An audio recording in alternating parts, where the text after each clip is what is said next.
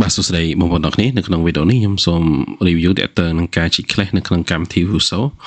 ដែលកម្មវិធីនឹងអាចធ្វើការជីក class ឬក៏ធ្វើ report តើតើជាមួយនឹងគ្រឿងគុំទាំង static structure ទឹកភ្លើងចូលគ្នាជាទូទៅបើសិនជាបងប្អូនធ្វើការផ្នែក beam ឬក៏យើងធ្វើនៅលើគម្រោងបច្ចេកធំខ្ញុំគិតថាជីក class នេះគឺតម្រូវការខ្ពស់ដើម្បីជីកទៅលើប្រព័ន្ធ system ទៅយកនៅក្នុងហ្នឹងចឹងអានេះខ្ញុំនឹងធ្វើការជីកតាមរយៈកម្មវិធី Fuso ដោយសារវាអាច backup ឆ្លងមកកាន់កម្មវិធី Revit ហើយធ្វើ report វាស្រួលអញ្ចឹងខ្ញុំ export វាសិនប្រើនៅលើ Fuso 2023ហើយវាកំពុងតែធ្វើការតម្លាក់ model មកបាទនេះ model ហ្នឹងតម្លាក់ចូលមកហើយនៅក្នុង model ហ្នឹងវាមានអស់3ផ្នែកវាមានទាំង static structure ហើយនឹងជាមួយនឹងប្រព័ន្ធ system តែក្នុងប្រព័ន្ធ system ហ្នឹងប្រព័ន្ធទឹកក៏មានប្រព័ន្ធភ្លើងក៏មានឬក៏ប្រព័ន្ធបលុតស្អីៗនៅក្នុងហ្នឹងមានអស់អញ្ចឹងនៅក្នុងនេះគឺធ្វើការជីក class វាខ្ញុំឲ្យអ្នកនរគ្នាមើលនៅក្នុងកម្មវិធី Fuso ជីក class វាងាយស្រួលមែនតើហ្នឹងក្នុងនេះវាមានជីក class report ហើយយើងញូរនៅឈ្មោះ model អីមួយបញ្ជីកនេះទៅអញ្ចឹងនៅក្នុង model ហ្នឹងវាមានច្រើនអានេះ road level មានអីអញ្ចឹងឬក៏ខ្ញុំចង់ជីក class នៅលើ level ទី2អ្នកជីកជាន់ level ទី2ជាមួយនឹង level ទី2អូខេហើយកន្លែងនេះគឺខ្ញុំធ្វើការឈិចនៅលើមុខងារមួយ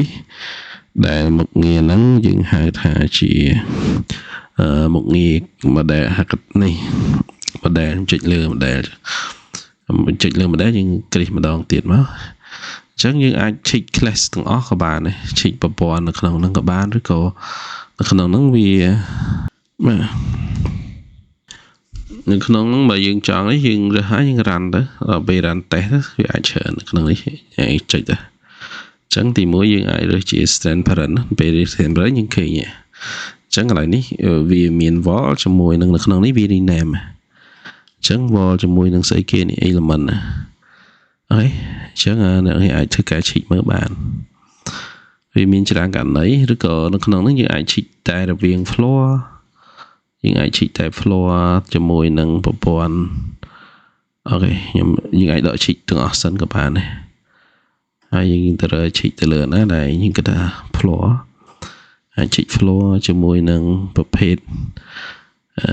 ដូចជា electronic អូខេឬក៏ plumbing អញ្ចឹងខ្ញុំឈិចទៅប៉ុណ្ណឹងខ្ញុំរ៉ាន់ test អូខេនេះឃើញវាកាត់គ្នាជាមួយ floor អញ្ចឹងនៅក្នុងវាមានច្រើនទីតាំងហើយយើងអាច create គ្រប់កន្លែងនេះពួកកន្លែងខ្លះវាអាចឈិចបានប៉ុន្តែនៅពេលដែលយើងកែប្រែរឿងសម្រួលអីចឹងយើងអាច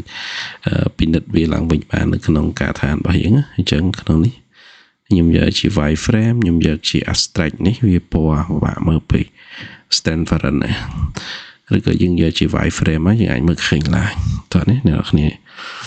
អញ្ចឹងនៅក្នុងកម្មវិធីហ្នឹងវាមែនតើតបមកនៅក្នុងនេះមានច្រើនករណីយើងអាចចង់ឈិចទាំងអស់ក៏បានឬក៏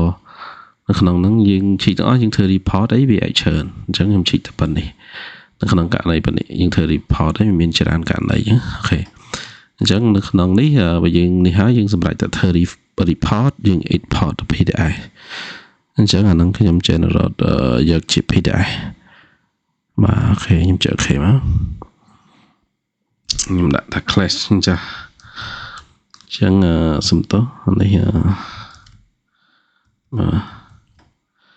ហើយយើង save វាទៅអានេះវាអាច report ម្ដងបានទាំងអស់នៅក្នុង model ហ្នឹងក៏បានដែរ